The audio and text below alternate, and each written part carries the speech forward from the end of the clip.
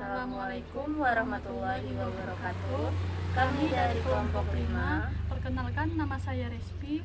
Nama saya Nadia Dwi Nur Latifah.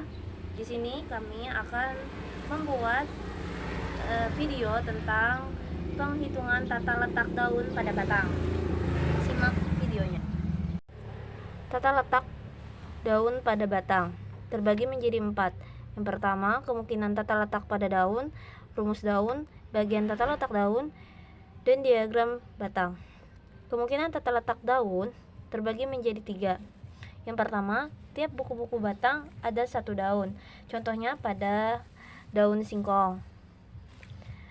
Yang kedua, tiap buku-buku batang ada 2 daun. Contohnya pada daun salam. Dan yang ketiga, tiap buku-buku batang ada 3 daun. Contohnya pada daun kemangi. Nah, yang kedua, rumus daun. Rumus daun hanya bisa kita cari pada tipe pertama, yaitu tiap buku-buku batang ada 1 daun. Di daun singkong. Terus bagian tata letak daun juga ada hanya pada tipe pertama. Tiap buku-buku batang ada 1 daun. Diagram batang pun sama halnya. Rumus daun yaitu A per B.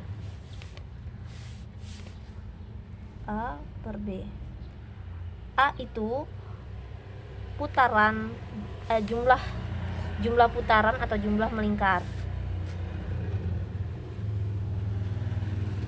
Yang B, jumlah daun yang dilewati.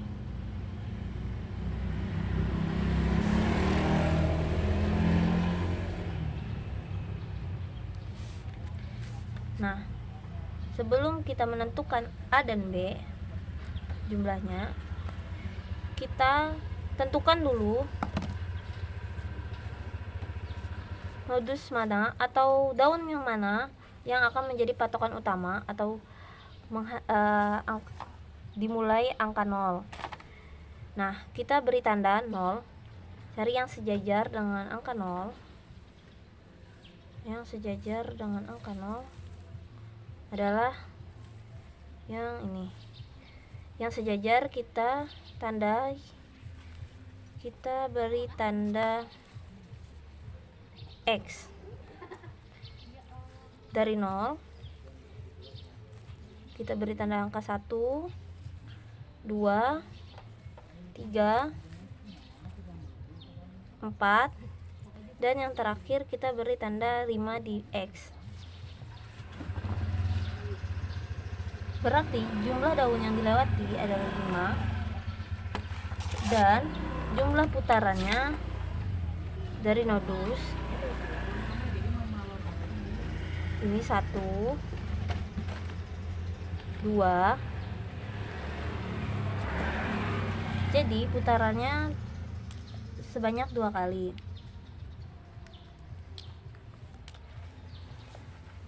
Oh iya, di setiap batang kan ada nodus. Nah, di antara batang daun terdapat